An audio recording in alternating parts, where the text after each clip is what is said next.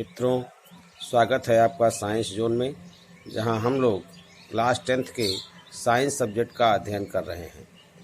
अभी तक हमने फिजिक्स के लाइट चैप्टर का प्रथम खंड रिफ्लेक्शन ऑफ लाइट यानी प्रकाश के परावर्तन का अध्ययन पूर्ण कर लिया है।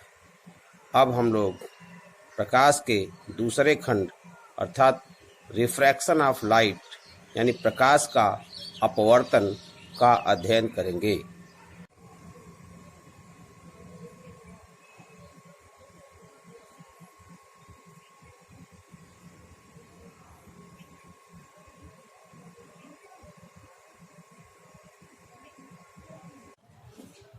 Dear friends, today we are start refraction of light. आज हम लोग प्रकाश के अपवर्तन विषय पर अपनी अध्ययन प्रक्रिया जारी रखेंगे। तो स्टार्ट करते हैं। रिफ्रैक्शन ऑफ लाइट, प्रकाश का अपवर्तन। दोस्तों, जब प्रकाश किरण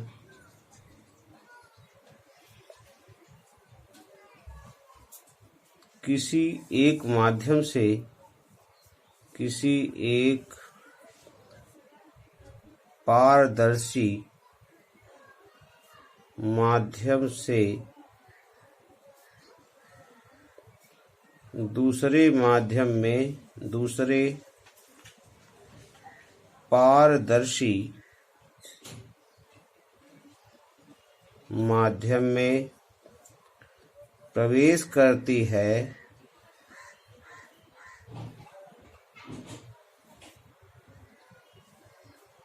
तो अपने मार्ग से विचलित हो जाती है। अपने मार्ग से विचलित हो जाती है। इस घटना को प्रकाश का अपवर्तन that is refraction of light कहते हैं। अभी तक हम लोगों ने पीछे पढ़ा था कि प्रकाश की किरण जब किसी चमकदार तत्व से टकराती है तो वापस उसी माध्यम में लौट जाती है। इस घटना को प्रकाश का परावर्तन कहते हैं। परंतु जब प्रकाश की किरण एक पारदर्शी माध्यम से दूसरे पारदर्शी माध्यम में प्रवेश करती है तो अपने मार्ग से विचलित हो जाती है। इस घटना को, इस क्रिया को प्रकाश का अपवर्तन कहते हैं। आइए हम देखते हैं, चित्र के माध्यम से देखते हैं। दोस्तों, हम इन दो डायग्राम पर ध्यान देंगे। ये हमारा माध्यम का तल है। ऊपर एयर है, रेयर मीडियम है। नीचे ग्लास है, डेंसर मीडियम। वायु की तुलना में कांच सघन माध्यम होगा, वायु विरल माध्यम होगा। जब प्रकाश की किरण वायु से प्रवेश करती है और कांच के तल पर आती है, यहाँ से ये नीचे पूरा ये कांच है, हमने इसको डॉट डॉट लाइन से दिखा दिया है। और जब यह प्रकाश की किरण वायु से कांच में प्रवेश करती है तो इसे जाना चाहिए इस मार्ग से, लेकिन यह नॉर्मल की ओर यानी अभिलंब की ओर झुक जाती है। जब हम इस किरण को आधार मानकर पॉइंट ए पर, जिसे हम अभिलंब का आपतन बिंदु कहेंगे, इस पॉइंट ए पर जब 90 डिग्री का कोण खींचते हैं तो वो 90 डिग्री का कोण जो लंब डालता है उसको हम नॉर्मल या अभिलंब कहते हैं। यहाँ n1 और n2 अभिलंब है। इस अभिलंब और आपतित किरण यानी इंसिडेंट रे के बीच का कोण आपतन कोण और अपवर्तित किरण और अभिलंब के बीच का कोण ये अपवर्तन कोण R कहलाएगा। यहाँ हम देख पा रहे हैं कि आपतन कोण बड़ा है जबकि अपवर्तन कोण छोटा है। यानी जब प्रकाश की किरण विरल माध्यम से सघन माध्यम में प्रवेश करती है तो वह अभिलंब की ओर झुक जाती है। दूसरे चित्र में हम देखेंगे ऊपर कांच का माध्यम लिया गया है, यानी सघन माध्यम ऊपर है, वायु यानी विरल माध्यम नीचे है। प्रकाश की किरण सघन माध्यम से जब विरल माध्यम में प्रवेश करती है तो अविलंब से दूर चली जाती है, अविलंब से दूर चली जाती है। यहाँ दिखाई दे रहा है ये आपतित किरण है, इंसिडेंट रे है। अपवर्तित किरण को रिफ्रैक्टेड रे कहते हैं। आपतित किरण और नॉर्मल यानी अविलंब के बीच का कोण आपतन कोण आई कहलाएगा, और अपवर्तित किरण और अभिलंब के बीच का कोण अपवर्तन कोण आर कहलाता है। यहाँ दिखाई दे रहा है आई छोटा है जबकि आर बड़ा है। जाना चाहिए था इस मार्ग से प्रकाश किरण चली गई यहाँ। इसका मतलब यह है कि जब सघन माध्यम से विरल माध्यम प्रवेश करेगी तब अपवर्तन कोण का मान बड़ा हो जाएगा। एक पॉइंट केवल याद रखें, क्योंकि दोनों पॉइंट याद रखते हैं तो गड़बड़ हो जाता है। जब सघन माध्यम से विरल माध्यम में प्रकाश किरण प्रवेश करती है तो अपवर्तन कोण का मान बड़ा हो जाता है, यानी अपवर्तित किरण अविलंब से दूर चली जाती है। और जब विरल माध्यम से सघन माध्यम में प्रवेश करती है तो अपवर्तन कोण का मान कम हो जाता है, यानी प्रकाश किरण अविलंब की ओर झुक जाती है। इसी घटना को प्रकाश का अपवर्तन कहते हैं। Here we write angle I equal incident angle and angle R equal refraction angle. Refraction angle. जब रिफ्रैक्शन एंगल का मान इंसिडेंट एंगल से कम होगा तो प्रकाश की किरण अविलंब की ओर झुकी होगी, यानी प्रकाश किरण विरल माध्यम से सघन माध्यम में प्रवेश कर रही होगी। और जब एंगल आर का मान अधिक होगा तो प्रकाश की किरण सघन माध्यम से विरल माध्यम में प्रवेश कर रही होगी। इसे हमें ध्यानपूर्वक याद कर लेना चाहिए। यहाँ जरा हम ध्यान रखेंगे कि प्रकाश का अपवर्तन होता क्यों है। What is the cause of refraction, क्यों अपवर्तन होता है। तो यहाँ एक महत्वपूर्ण पॉइंट बनता है कि प्रकाश का अपवर्तन क्यों होता है।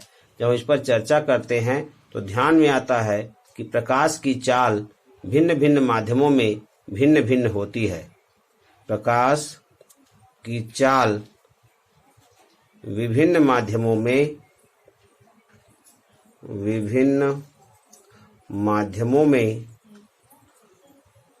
भिन्न भिन्न होती है। इसी कारण जब प्रकाश एक माध्यम से दूसरे माध्यम में प्रवेश करता है तो वह अपवर्तित हो जाता है। इसी कारण जब प्रकाश एक माध्यम से दूसरे माध्यम में प्रवेश करता है तो चाल में परिवर्तन होने के कारण वह अविलंब से दूर अथवा पास हो जाता है, जिसको प्रकाश का अपवर्तन कहते हैं। अर्थात जब प्रकाश एक माध्यम से दूसरे माध्यम में प्रवेश करता है तो उसके चाल में परिवर्तन होने के कारण वह या तो अविलंब से दूर चला जाता है या अविलंब के पास हो जाता है। इसी घटना को, इसी क्रिया को प्रकाश का अपवर्तन या रिफ्रैक्शन ऑफ लाइट कहते हैं। अर्थात प्रकाश के अपवर्तन का मूल कारण उसके भिन्न भिन्न माध्यमों में चाल का परिवर्तन है। जब प्रकाश के अपवर्तन की बात करते हैं तो इसी में अपवर्तन के नियम भी आ जाता है। प्रकाश के अपवर्तन के दो नियम हैं। जिस प्रकार प्रकाश के परावर्तन के नियम हैं, उसी प्रकार से प्रकाश के अपवर्तन के दो नियम हैं।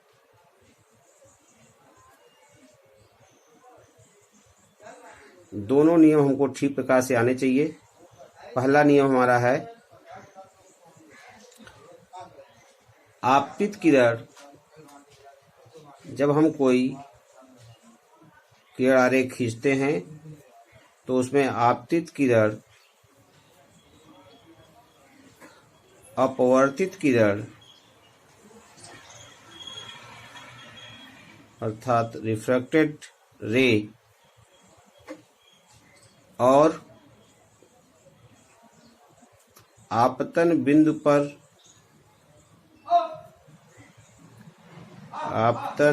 पर अभिलंब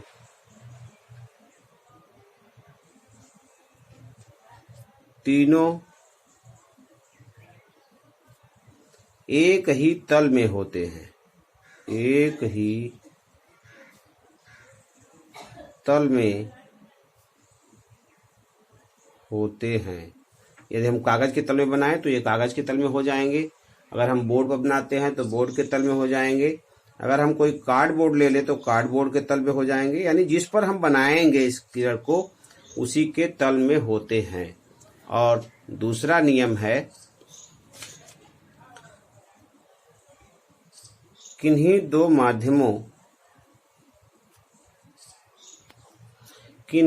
माध्यमों और एक ही रंग के प्रकाश के लिए आपतन कोण I की ज्या साइन तथा अपवर्तन कोण R की ज्या अर्थात साइन का अनुपात एक नियतांक होता है, अर्थात साइन I अपान साइन R इक्वल कांस्टेंट को n से प्रदर्शित करते हैं। और इस रूल को, जो सेकेंड रूल है, इसको स्नेल का नियम यानी स्नेल्स लॉ के नाम से भी जानते हैं। तो हम यहाँ लिख सकते हैं, इस नियम को कभी कभी केवल स्नेल का नियम पूछ लेता है, विद्यार्थियों को याद नहीं रहता। बड़ा ही ध्यान देने की ज़रूरत है कि इसी सेकेंड लॉ को केवल स्नेल्स लॉ, इसको वैज्ञानिक स्नेल ने खोजा था, इस कारण से इसको स्नेल्स लॉ भी कहते हैं। आप सबको याद रहेगा, इसको बहुत कंपटीशन में भी स्नेल्स लॉ की बात चर्चा होती है, इसे स्नेल्स लॉ भी कहते हैं। और स्नेल्स लॉ कहते हैं। और प्रथम माध्यम के सापेक्ष n को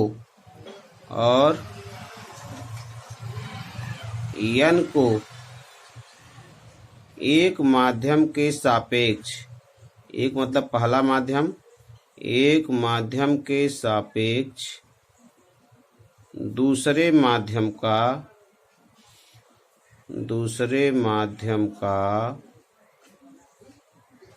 अपवर्तनांक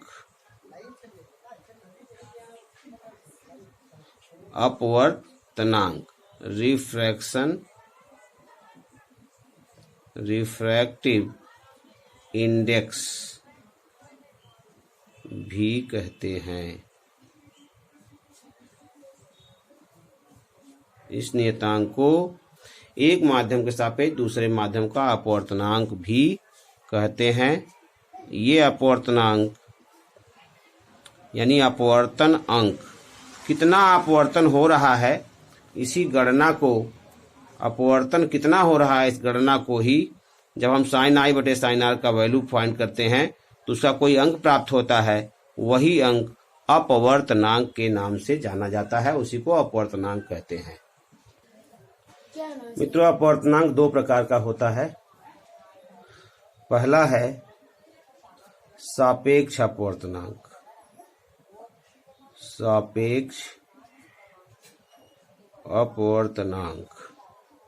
और दूसरा है निरपेक्ष अपवर्तनांक। दो प्रकार के अपवर्तनांक, सापेक्ष अपवर्तनांक और निरपेक्ष अपवर्तनांक। निरपेक्ष अपवर्तनांक को, इस सापेक्ष अपवर्तनांक को रिलेटिव रिफ्रैक्टिव इंडेक्स कहते हैं। रिलेटिव रिफ्रैक्टिव इंडेक्स कहते हैं। और निरपेक्ष अपवर्तनांक को एब्सोल्यूट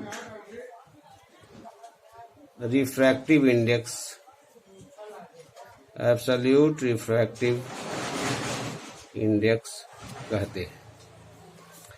मित्रों, यहाँ सापेक्ष अपवर्तनांक, यहाँ जो सापेक्ष अपवर्तनांक है, दो माध्यमों को ले लें। अगर पहले माध्यम को हम 1 और दूसरे माध्यम को 2 से प्रदर्शित करें तो 1n2 इक्वल होगा sin i upon sin r। यहाँ पर इसे दूसरे माध्यम के सापेक्ष पहले माध्यम का अपवर्तनांक कहते हैं। अगर दो माध्यमों में पहले माध्यम को 1, दूसरे माध्यम को 2 से प्रदर्शित करें, पहला माध्यम 1 लिख दें, दूसरा माध्यम 2 कर दें, तो दूसरे माध्यम के सापेक्ष पहले माध्यम का अपवर्तनांक 1n2 इक्वल होगा sin i upon sin r। अब सापेक्ष और निरपेक्ष में क्या अंतर है? अगर पहला माध्यम वायु है या निर्वात है, जहां पर वायु नहीं होती उसे निर्वात कहते हैं।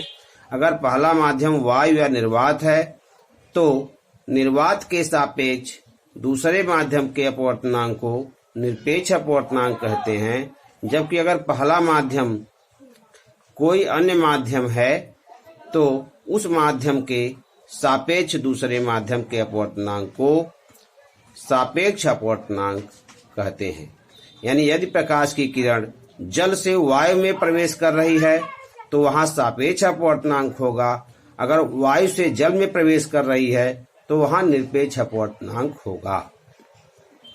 यानी सापेक्ष अपवर्तनांक को अगर हम लिखना चाहें तो लिख सकते हैं सापेक्ष अपवर्तनांक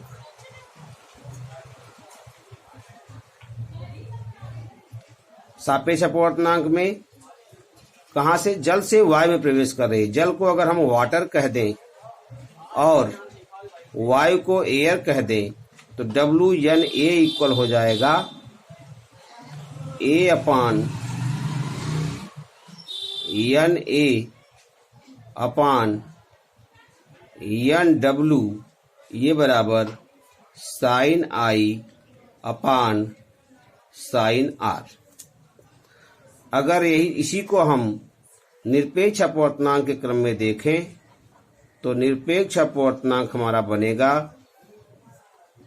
निरपेक्ष अपवर्तनांक के क्रम में अगर देखेंगे तो वायु के सापेक्ष जल का अपवर्तनांक निकालेंगे तो ANW इक्वल हो जाएगा NW upon NA equal sin i upon sin r।